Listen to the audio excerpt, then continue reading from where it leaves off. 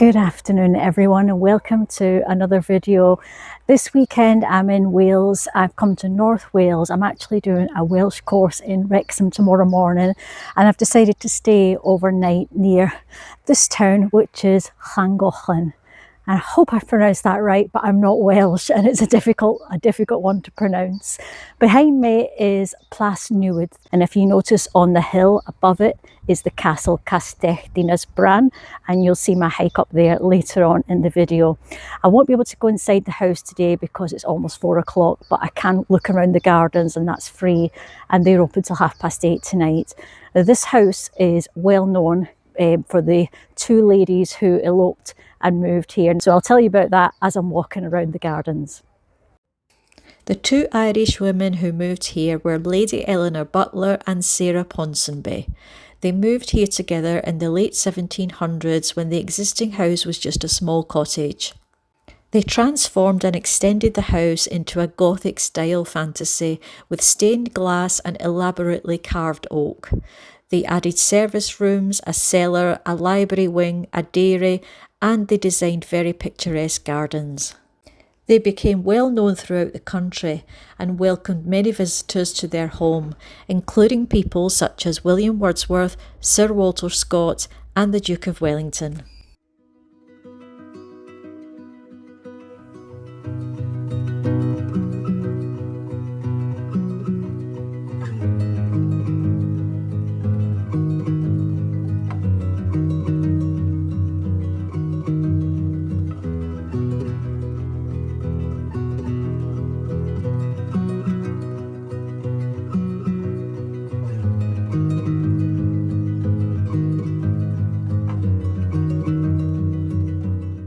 Llangollen is a picturesque town in North Wales surrounded by the Berwyn Mountains.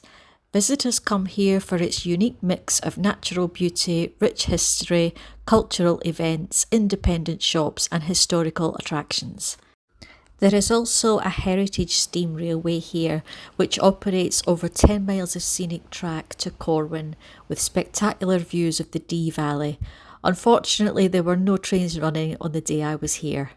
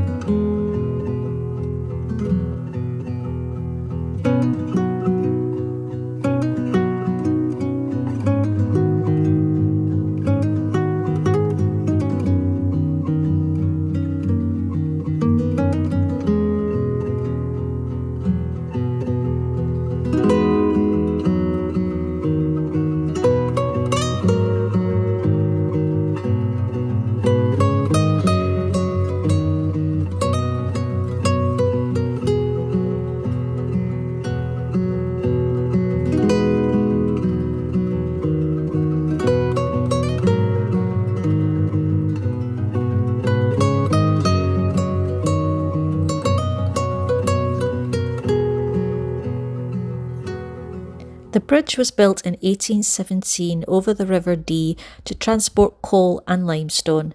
It provided a strong link between the railway and the canal. Over time, the bridge has been damaged and rebuilt several times, and each time they reused the original chains. The last time it was restored was in 2015, and the original chains were used again. They are now the oldest bridge chains still in use in the world today.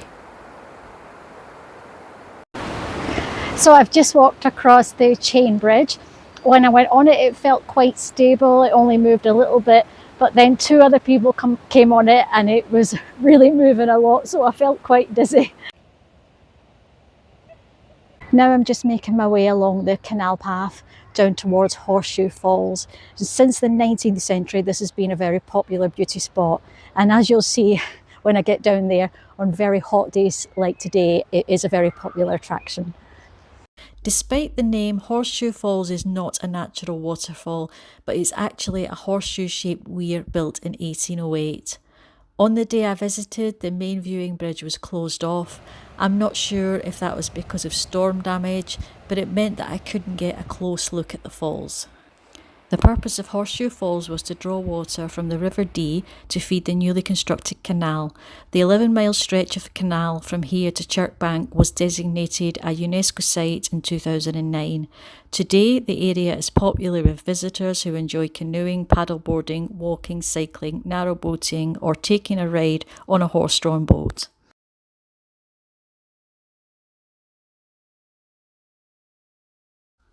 To make up for not getting a view of the falls, I unexpectedly came across this old church nearby. This church is dedicated to Saint Tizilio. It was built in the 12th century, and although it has been extended and remodelled numerous times, the west wall is the original. It's believed there was an earlier church here before this one was built. The door was locked when I was here, so I just had a walk around the outside.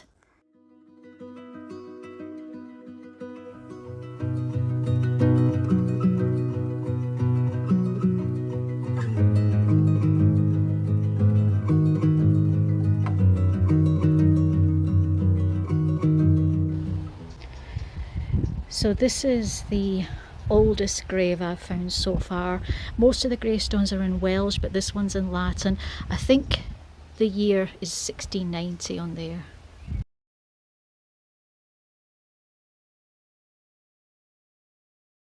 I'm now about a mile outside the town centre, and I came here to go and look at that medieval abbey.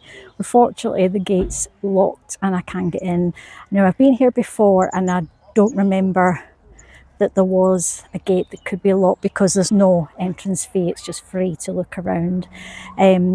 So the good thing is, because I've been here before, I've got plenty of photos, I've got a little bit of video inside, but I'll put what I've got on this video.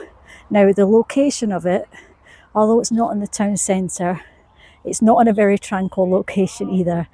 It's surrounded by a huge campsite, but the good thing about that today was that it's so hot that I was able to use their shop to get a cold drink.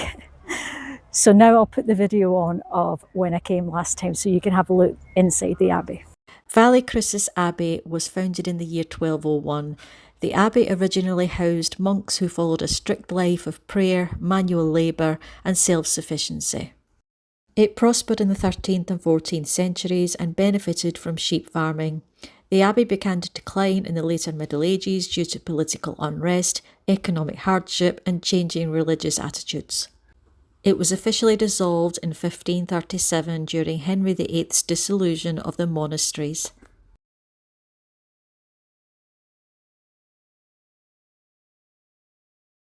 I'm just a couple of miles outside the town now, and up on this hill just behind me here is a medieval castle. I'm going to have a walk up there now. It looks quite steep, but the distance isn't so big, so hopefully it won't take me too long. So this castle's called Castell Dinas Brân. So let's go and have a look.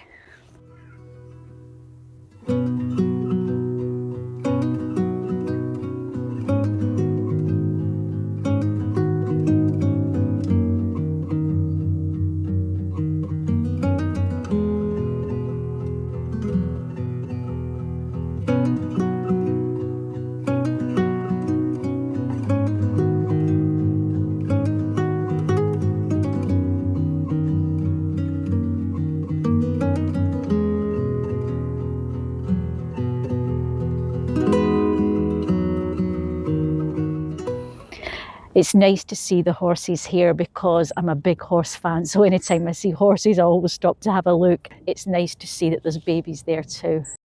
The current stone structure was built in the mid-13th century, but earlier on this site there was possibly an Iron Age hill fort. The castle was constructed as a symbol of Welsh independence and power during a period of frequent conflict between the native Welsh princes and the English king. The castle was short-lived in its original role. It was set on fire and abandoned around 1277 during the campaigns of King Edward I, either by retreating Welsh forces or by English attackers. Though never rebuilt, the ruins remain a powerful symbol of Welsh resistance and identity.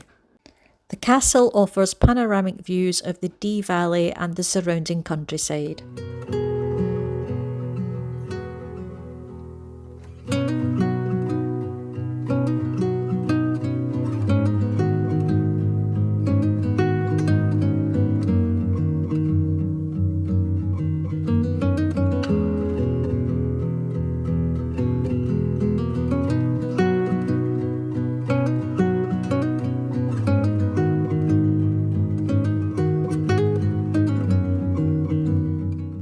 Well, that was quite a tough walk to get up to the top here today because it's quite warm.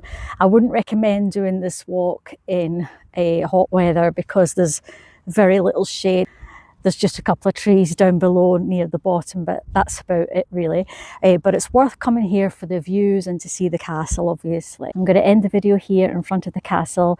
I hope you enjoyed the video. If you did, I'd appreciate if you could press like or leave me a comment, and I'll see you again on the next video. Bye for now.